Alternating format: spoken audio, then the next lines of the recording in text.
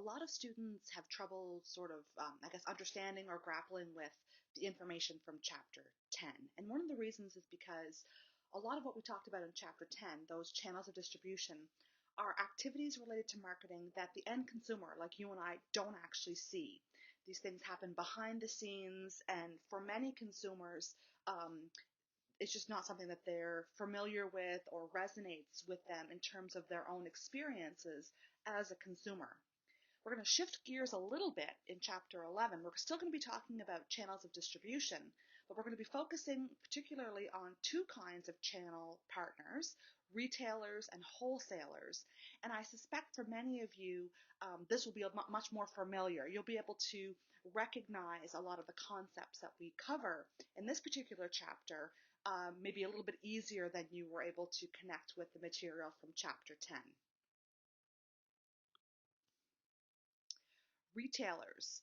These are the stores that you and I go to on a regular basis to buy goods and services for our own use. Retailers are businesses whose sales primarily come from retailing. These are the bricks and mortar stores that we go into. It's the grocery store that we visit every week. It's the shoe store that we go into to try on shoes and buy a pair of sneakers. It's the Best Buys and the Walmarts and the HomeSense and the Sports Checks of the world. And traditionally, retailers were in fact bricks and mortar stores, stores you physically went to, but we are seeing an increase in online retailing with some of our favorite bricks and mortar stores adding an online component to their business model, or brand new types of retailers that are cropping up that work strictly in the online world environment. And so we're going to start this chapter by talking about retailing. There are a couple of shifts that are happening in the retail model compared to what we used to know. The shopper market is focusing on the entire marketing process and making sure that at every opportunity, organizations are helping to turn shoppers into buyers as they approach the point of sale. So all partners in the marketplace are now looking to turn shoppers into buyers, because shoppers by themselves don't really generate any revenue for the business. It's great to have lots of shoppers, but you ultimately want to turn those shoppers into buyers, and retailing is helping to change or shift how that's happening. We also talked in the previous slide just very briefly about what's called omni-channel retailing.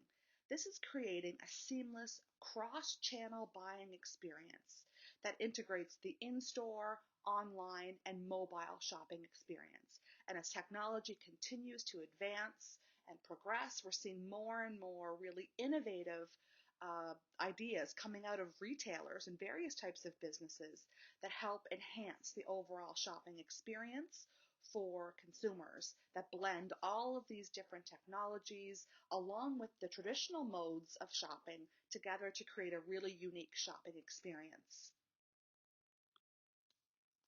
There's a wide array of different types of retail stores, and you can classify retailers based on a number of different characteristics. And each characteristic will give you a different sort of list of retailers that fit that category. You can classify retailers based on the amount of service that they provide.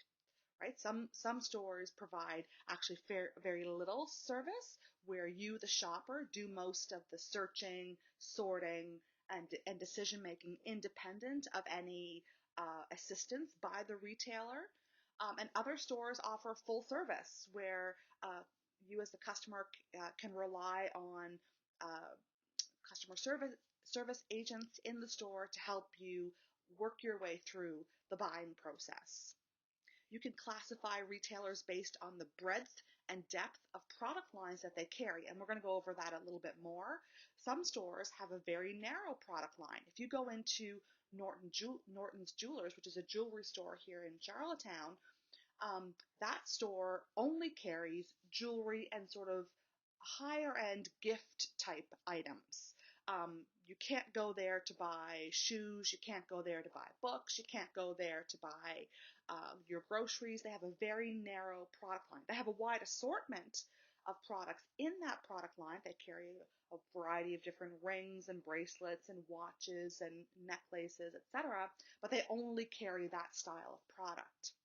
In comparison, if you go to a place like Walmart, they have a wide variety of different kinds of products. You can buy clothing, you can buy household items, you can buy electronics, you can buy groceries, all in one location. So they have a wide variety of different types of products, and the various lines that they cut, or variety within those product lines tends to be a bit more narrow. You can categorize or group your retail stores based on their pricing strategies. So stores like the Dollarama or A Buck or Two, or these stores that really focus on very low standardized pricing, but high sort of inventory turnover, you can categorize stores that way based on their pricing strategy. Or you can categorize stores based on the way that they're organized. And again, we're going to go into more details on all of these in just a few moments.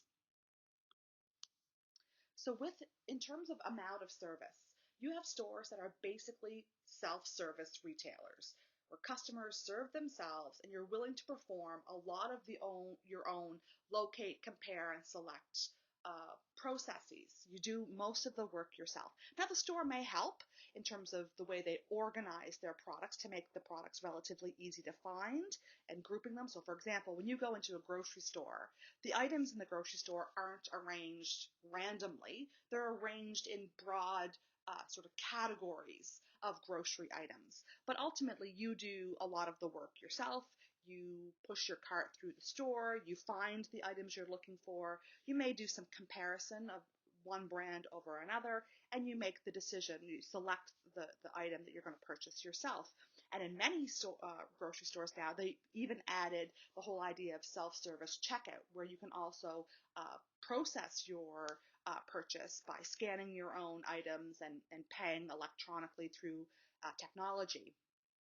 You have limited service retailers that carry more shopping style goods about which customers need a little bit of help and assistance and information when they're making their purchase. So they provide a little bit more sales assistance. So imagine you go into Sports Check to buy a new pair of running shoes.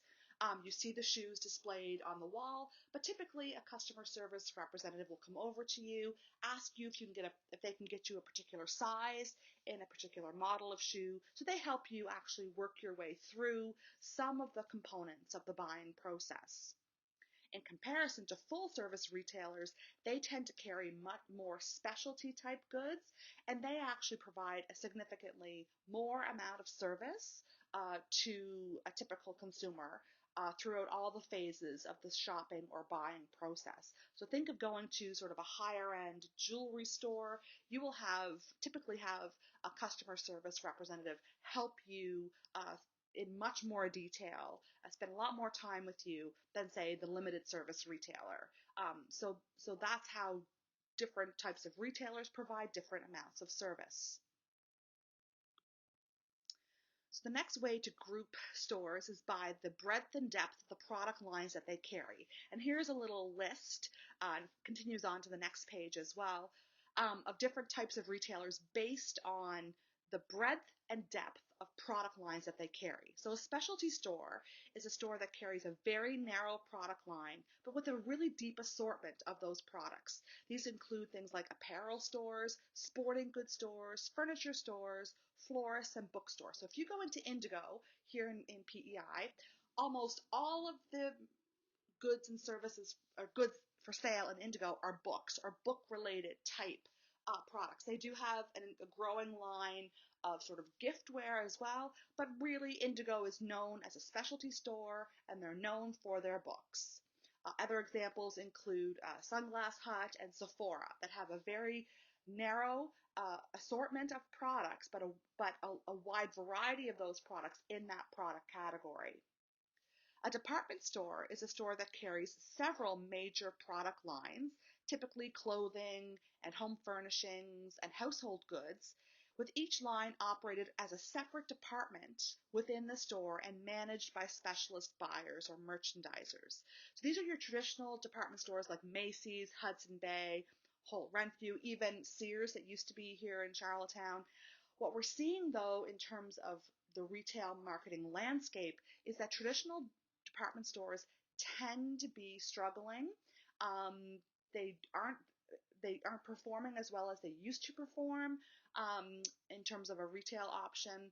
There are still some major retailer department stores that are maybe doing okay, but this seems to be a type of retailer that is struggling in 2020 and has been for quite some time. A supermarket is a relatively large, low cost, low margin, high volume, self service operation that is designed to serve the consumer's total needs for basic groceries and household items. These are the stores we go to on a regular basis. There's the Sobeys, the Superstore, Safeway, IGA. These are the grocery stores that we go and visit on a regular basis to get the stuff that we use on a daily basis for our everyday lives. The products tend to be fairly low in price, and it's really low margin and high turnover that makes supermarkets work. Convenience stores are relatively small stores located usually near residential areas. They tend to be open extended hours, often 24 hours a day, 7 days a week, but not always, but they do tend to carry or have more extensive opening hours. They carry a very limited line of high turnover convenience items, and they charge a slightly higher price because you're paying for that convenience. So stores like 7-Eleven or Circle K, those are considered convenience stores.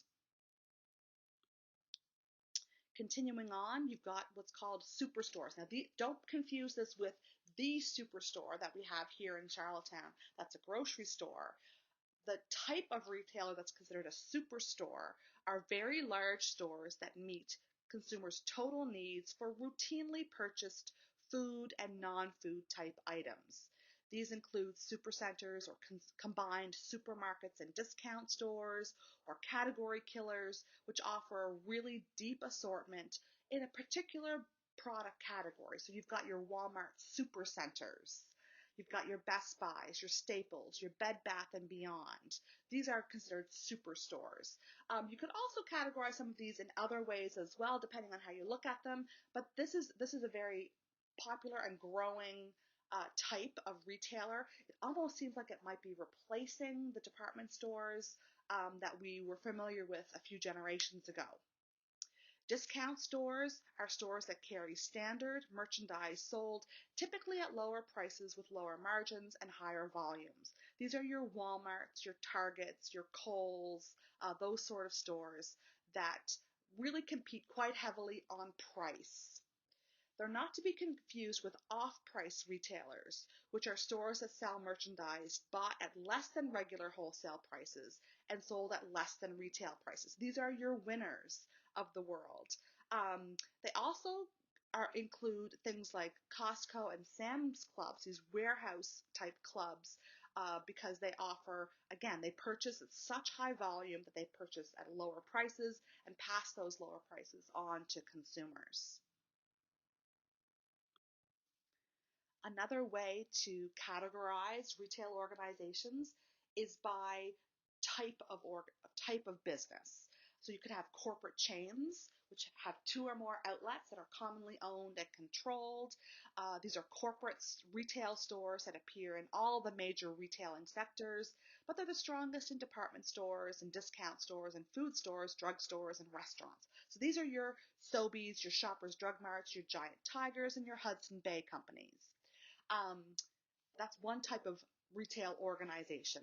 You can have a voluntary chain, which are wholesale sponsored groups of independent retailers that work in partnership to take advantage of things like bulk buying and stuff, but they're actually not uh, linked from a corporate or legal perspective. These are your IGAs, your Napa Auto Supplies, and your True Value hardware stores are all examples of independent stores that sort of work collaboratively. You can have retailer cooperatives, which are groups of independent retailers who, again, work collaboratively in a joint buying organization, so home hardware and associated grocery stores, so you can have some retailer cooperatives.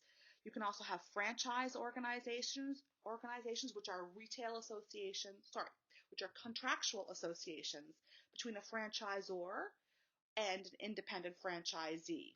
So these include your McDonald's and Subway, Pizza Huts, Jiffy Lube, 7-Elevens. These tend to be franchise type retail organizations. So omni-channel retailing, which we talked a little bit about earlier, are those retailing activities that blend in-store, online, mobile, and social media channels to create a really interesting, innovative, and diverse shopping experience for customers. Omnichannel customers readily research products and prices online. They may shop digitally from home. They may uh, work, shop from work, or they may go into stores or anything in between.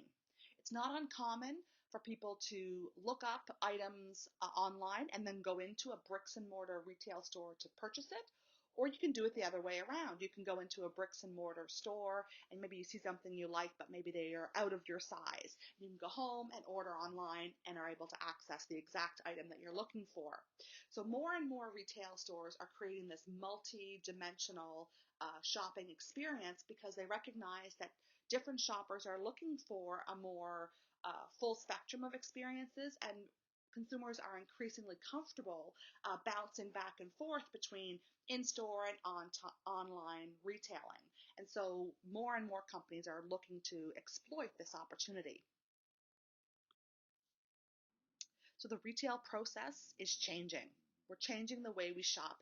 And this was happening before COVID-19, but certainly the coronavirus and this whole 2020 situation that we're in is really ramping up the speed at which the retail sector has been changing. Omnichannel buyers ship very easily from online to in-store channels. Most families and individuals now actually can flip back and forth really easily. I'm quite happy to buy things online. I'm quite happy to buy things in store. And I'm buying a wider array of things online than I would have, say, perhaps even 10 years ago.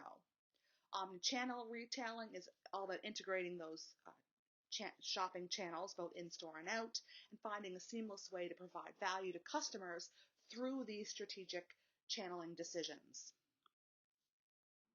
So the retail process is changing. We're changing the way we shop. And this was happening before COVID-19, but certainly the coronavirus and this whole 2020 situation that we're in is really ramping up the speed at which the retail sector has been changing. Omnichannel buyers ship very easily from online to in-store channels. Most families and individuals now actually can flip back and forth really easily. I'm quite happy to buy things online. I'm quite happy to buy things in store. And I'm buying a wider array of things online than I would have, say, perhaps even 10 years ago. Omnichannel retailing is all about integrating those shopping channels, both in-store and out, and finding a seamless way to provide value to customers through these strategic channeling decisions. When creating your retailer marketing strategies, you want to think about what kind of retailing strategy makes the most sense for you and what retailing marketing mix makes sense for you to ultimately create value for your targeted retail customers. Again, just like we do for products, retailers use the 4 Ps of the marketing mix to develop marketing strategies about what products they're going to carry, what pricing strategies they're going to use, how they're going to promote both their retail establishment and the products and services that they sell, and what is going to be their place strategy or location or distribution strategy. So just like they do for or just like we've been talking about for all the products that we've been covering over the course of the semester, retailers are no different. They have to develop the 4P marketing strategy as well. Just like we've discussed for other products, retailers have to make segmentation, targeting, differentiation, and positioning decisions. You need to decide who your target markets are going to be. You must segment them carefully, and then you must decide how you as a retailer are going to differentiate yourself from other retailers or other retail options and position yourselves in those markets. It's no different than if we were marketing a product like a pair of shoes. Retailers also need to do these very things in determining their marketing strategy. Retailers need to decide what products and services they're going to carry, what product assortment they're going to carry, which service mix they're going to carry, and what the overall store atmosphere is going to look like. They need to make those kind of decisions ultimately to decide how they're going to provide value to their customers through the products that they offer for sale. Just like for regular products, retailers also have to make pricing decisions. They must decide on what their pricing policy is going to be, and they must consider things like who their target market is and what is their positioning strategy, what products and services they intend to carry, and what pricing strategies match or align with those products and services, what their competition is doing, and what are the economic factors that they should take into place. So just like we talked about last week for the pricing strategy for products, retailers have to make pricing strategy decisions as well. Retailers typically practice either everyday low pricing, which is literally the motto for Walmart, or what's called high-low pricing, where they have a regular price and offer frequent price discounts through weekly sales. So these are the flyers you get in your mailbox once a week that tell you what products at various retailers are on at a discounted price that particular week. Retailers also play an important role in promotion. Retailers advertise, they use personal selling, they use sales promotion, public relations, and direct and social media marketing. And they often do this in partnership with the products that they are selling. So when you see a flyer come in the mail for Sobeys, for example, that features Kellogg's breakfast cereals on the front page of that flyer, that's typically a joint promotional effort between the retailer, Sobeys, and the product producer, which is Kellogg's. So retailers have various roles to play and important roles to play in the promotion of products and services. They not only advertise or promote their own retail establishment, but they also provide promotional support for the products that they're selling as well. And the last of the 4 Ps when it comes to retailers is making place decisions. Where should their retail establishments be located? Should they be a standalone store? Should they be in the downtown core? Should they be in a shopping mall? Should they be in a shopping center? You need to make important decisions about where your bricks and mortar stores are going to be located. When it comes to online retailing, that's a little bit easier or a more straightforward decision, although there are still decisions to be made. Do you have your own e-commerce retail establishment for your own business, or do you sell through a third-party retailer such as Amazon and use them as an online mega retailer where you sell your products through that retail establishment? There are different types of shopping centers that may be a good fit for your retail decisions. You have regional shopping centers where you draw people from a fairly large geographic area to come and shop at these centers. You have community-based shopping centers or neighborhood-based shopping centers. You have power centers, which is where you typically find the big box stores, the Costco's, for example, and you have lifestyle centers like the Eaton Center in Toronto or other sort of higher end, more boutique type shopping centers. Some trends and development in the retail sector that are really important to consider. Consumers are getting more frugal and tighter with their spending. We are currently in the middle of a pandemic, and even post-pandemic, we're going to see impacts on the retail sector as a result of the recession that comes along with this. and we're seeing changing in spending patterns. For example, as a result of COVID-19, we're seeing increased spending at grocery stores and decreased spending on dining in eating establishments. We're seeing a fairly decent amount of movement and action on takeout or delivery services, but certainly we've seen a change in the way consumers are spending their money. Some of the impacts of the recession on retailers, we're going to see more cost cutting, we're going to see price promotions, so sales, we're going to see some bankruptcies, and we've already started to see those. There's some retail stores that are actually going out of business, and we're going to see companies revise their value propositions and in the way they communicate that value to consumers. We're seeing new retail forms, especially the growing online retail form. We're seeing shortened retail life cycles, so stores that used to have a life cycle of 20, 30, 40 years or longer, we're seeing those life cycles shorten. Retail stores come in and out of favor more quickly, and we're seeing retail convergence, where there's an amalgamation of different retailers into one retail establishment. Other trends include the rise of the mega retailers, the Amazons of the world, where they offer much better merchandise selection, they offer good service, and offer strong price incentives to customers. And that really does sort of encapsulate Amazon. They've shifted the balance of power between retailers and producers, and a lot of retailers today really can't compete with the Amazons of the world. We're seeing a growth in direct online, mobile, and social media retailing. So this alternative to a bricks and mortar store, we're seeing more and more and more of that happening. And certainly the pandemic has increased the rate at which we're seeing this trend evolve. It should be no surprise that we're seeing a growing importance of technology when it comes to the retail sector.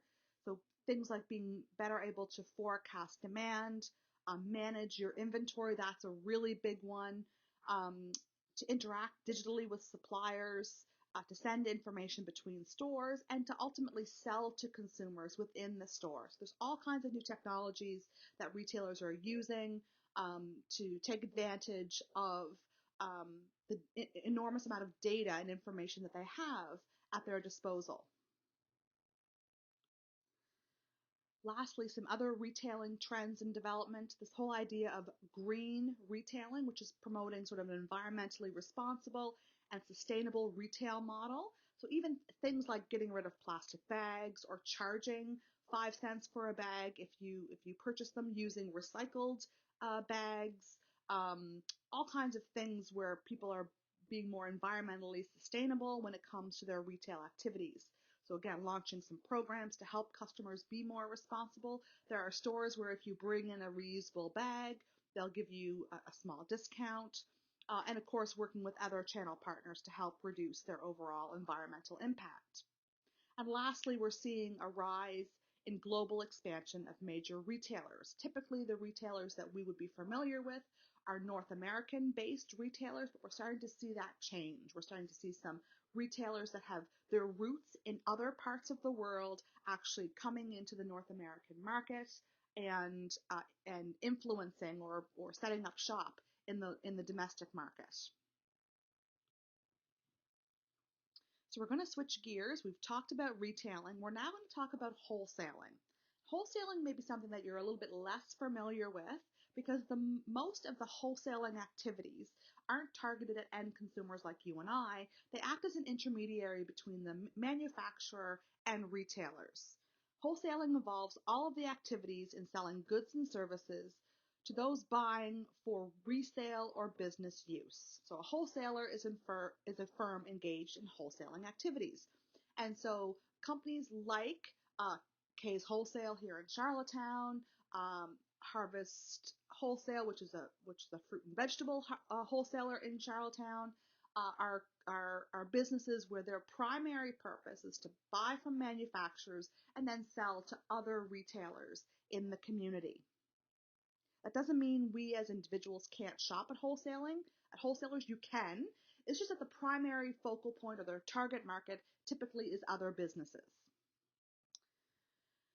Many wholesalers, like the nation's largest and most important wholesalers, like Grainger's, are actually largely unknown to final consumers. Many individual consumers don't realize you can actually go in to some wholesale establishments and purchase items as an individual, because for the most part, again, wholesalers target other retailers as their primary target audience. Just like we said earlier, the only reason you use an intermediary is if they provide value to either you and your organization or to the end consumer.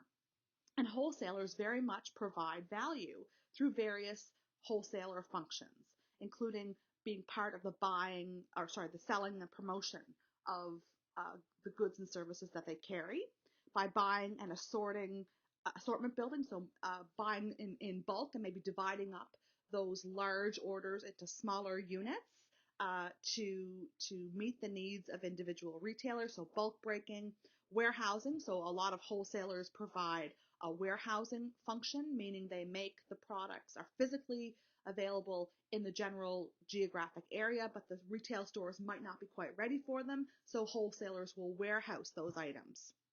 Wholesalers provide transportation services. They often provide financing services, which allows retailers to buy on credit.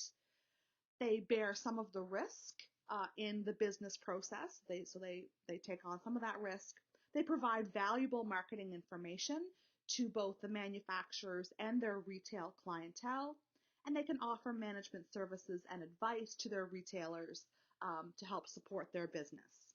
So again, one of the reasons companies choose to use wholesalers as an intermediary is because they provide value, and these are just some of the ways that wholesalers provide that value, either to the original organization, the manufacturer, or to the end consumer. So just like we did with retailers, there are major types of wholesalers, including merchant wholesalers, which are independently owned businesses that take title to all the merchandise that they handle. They tend to be full service wholesalers with limited service wholesalers. You've got your full service wholesalers, you've got your wholesale merchants, which sell primarily to retailers and provide a full range of services.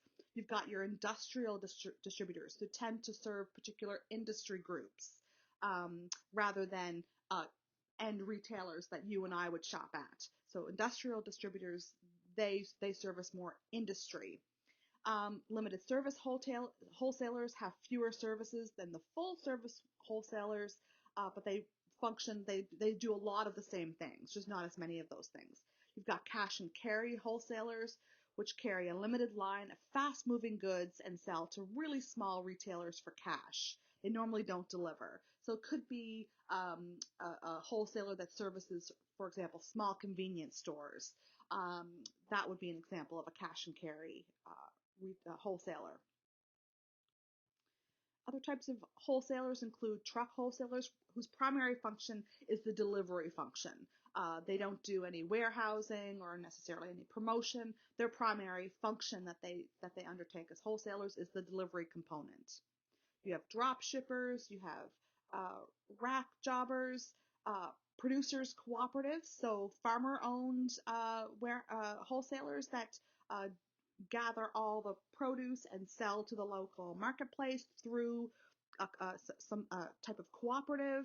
And you have, of course, mail order or web wholesalers as well. So there's a variety of different types of wholesalers, just like there's a variety of different types of retailers, but these aren't as familiar to us as consumers because for the most part, we're not their target audience. Continuing on, you've got backers or agents. These types of wholesalers don't take title to the good, but they act as an intermediary to facilitate buying and selling of various goods and services. You have brokers. For example, it could be real estate brokers or insurance brokers, which again, bring buyers and sellers together and assist in the negotiation between the buyers and sellers, and they are paid by the party who hires the broker. They don't carry things like inventory, and they can get involved in things like financing. Agents can be considered a wholesaler, manufacturers agents, and selling agents. And again, These are often industry dependent, and they're not the kinds of wholesalers that many of us as consumers would be familiar with. The list of different types of wholesalers continues. Again, I'm not too worried about understanding all of these different nuanced type of wholesalers, other than to understand that there's a variety of different types of wholesalers out there that act as intermediaries between a manufacturer and a retailer. So just like when you're making decisions about your retailing strategies, wholesalers have to make 4P strategic decisions about their wholesale business. What kinds of products and services is the wholesaler going to carry? What are their wholesale pricing strategies going to be? How are they going to promote their wholesaler? Because remember, it's not end consumers that are the target audience. It's usually other businesses. So for example, part of their promotional strategy will rely probably quite heavily on personal selling. And what is going to be their distribution model? What is their place strategy for their wholesale business? So just like with retailers and just like with products, wholesalers have to have 4P marketing strategies as well. And lastly, some trends in the wholesaling sector are looking for things like greater efficiency. Because many consumers are now more comfortable purchasing online, online shopping can effectively eliminate intermediaries like wholesalers. And so in order to really demonstrate their value, they have to improve their overall efficiency.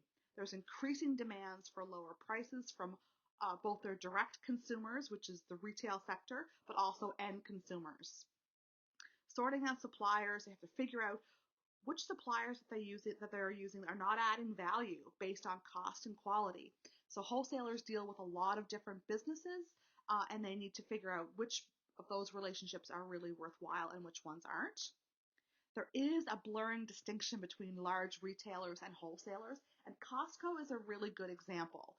Costco fits many of the sort of requirements of being a wholesaler, but are actually considered more of a retailer. But there is a blurred distinction between those two types of business entities or intermediaries, and that's causing some confusion in the wholesaling sector.